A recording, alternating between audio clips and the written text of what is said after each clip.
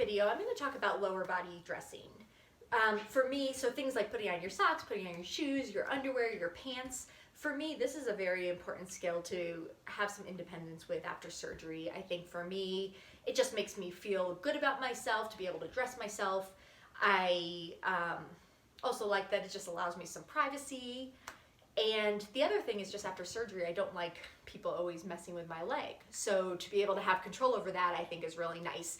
For me, with lower body dressing, especially in those early post-op weeks when you can't put much weight on your leg, I really need to be sitting down. So I've even thought ahead, like in my bathroom, I'll have an extra chair in there before surgery, so that way if I get out of the shower, I can transfer right over to the chair and then I can sit and kind of have my things around me. The things that I like to have, I find that, different people are different. After my most recent surgery, which was on my femur, I had a femoral osteotomy, I actually found that since I had good hip range of motion, and I have pretty good hamstring flexibility, I found that I didn't really need any adaptive equipment to help get dressed, but I've definitely used some for previous hip surgeries. People find different things to be beneficial. For me, I think with lower body dressing, my kind of must-haves include some kind of sock aid. This is one I ordered off of Amazon.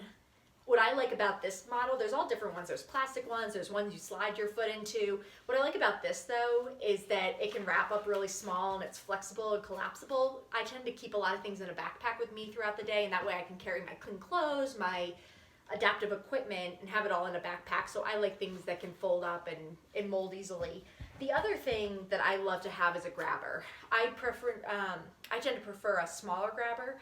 Once again, just because I like to be able to stick it in a backpack and carry it with me and take it to stores and take it places where I might drop something. That said, some people benefit from having a little bit longer reach, especially depending on how flexible you are. If you have hip precautions, if your surgeon doesn't want you going past 90 degrees, you might want something a little longer. There's definitely ways to work around that, but just some things for consideration.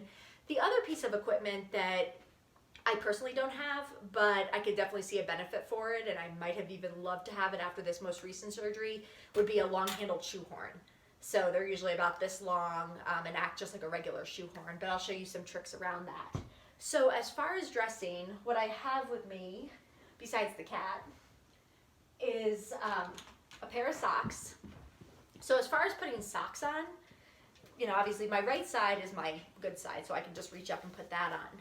As far as putting them on my operated side, what you do with a sock aid, and they all work kind of similarly, but you take your sock,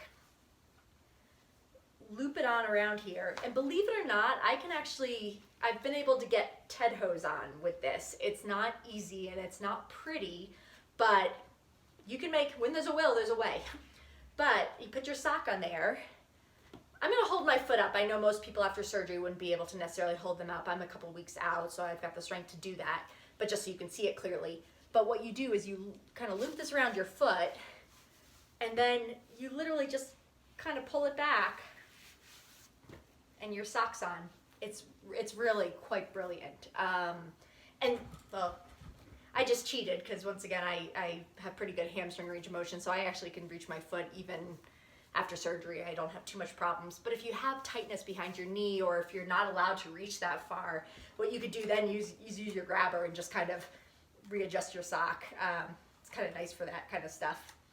Then, as far as pants go, I thought I could throw some pants on over my shorts. Once again, grabber's great because if you're like me, you tend to, the clothes end up on the floor and then you're like, oh shoot, I've got to get them up. So I can get my pants up. I always recommend doing your operated or your painful or weaker or less mobile hip first. So what I do is I use my grabber, and you're going to kind of wrangle your foot. So you get it on into the leg that you want, and you start pulling up. Obviously this is a lot easier. These are just some wind pants. A lot easier with wind pants, shorts, things like that. But I've gotten running pants on, like spandex pants. I've gotten jeans on using this technique, so anything's possible. But pull it on, kind of get it part way, and then hopefully your other leg, you've got a little bit more mobility, so you can slide that leg into your pants there. And then, carefully holding up. If you need crutches, what I tend to do is stay right up against a surface so I can use that for a little balance. I push back into there and then I finish pulling my leg up. So I'm actually kind of leaning back up against there. That way if I lost my balance too, I can, well, hopefully not fall onto a cat, but you can fall back onto the seat there.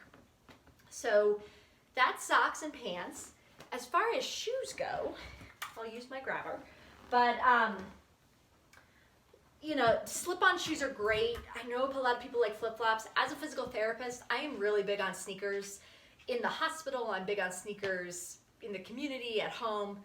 One thing is just for comfort, but I also just think really, really, really important to have good solid treads on your shoes, whatever shoes you wear. I also am just a total klutz. I like to have backs on my shoes. So obviously, slip-on shoes can be great and very convenient. I personally would probably trip, and that might be a safety risk for me. So I know my limitations, I don't use them. But what I do just for a little bit of convenience is I have some different shoe models that I've gotten, or different kind of adaptations to my shoes. So this is a pair of Brooks. These are old, and unfortunately they don't do this anymore, but this specific line of shoes, actually what I love is they came with elastic laces, which is absolutely brilliant. I work as a pediatric physical therapist, so for me, I just love them in general to be able to slip in my shoes on and off a million times a day. But recently I went online and looked at some elastic laces. There are some great pairs out there. You can buy them for somewhere between like $5 and $10. Go on Amazon, Google elastic laces. But anyway, really, really, really brilliant, because if you can get your foot in there, you can kind of shimmy your shoe on. This is where I think having a long-handled shoe reacher might be really nice, because especially after my most recent surgery, I really didn't want any twisting around the knee. So I figured it out and I used my flexibility pretty well, but it would have been nice to be able to get the long-handled shoe reacher and slide the shoe on. The other thing that I recently discovered that is one of my new favorite things is these are just regular running shoes, but what I've put on here, I don't know if you can see, those are silicone laces. So each one of these is an independent little lace that gets kind of anchored into the shoes here. So I took out the laces, but what's great is it transforms any pair of running shoes into a pair of slip-on shoes. So these I've just found to be, this is my good leg. I can squeeze that on. Once again, if I had a long-handled shoehorn, it would be so easy. I also, when I've needed it, you know, I can kind of use the reacher to pull my shoe on. So these are my new favorite physical therapy hack. I'm going to recommend them to all my patients. I think I spent, I forget, like $7 or $8 on Amazon. Come in every color, and I absolutely love them.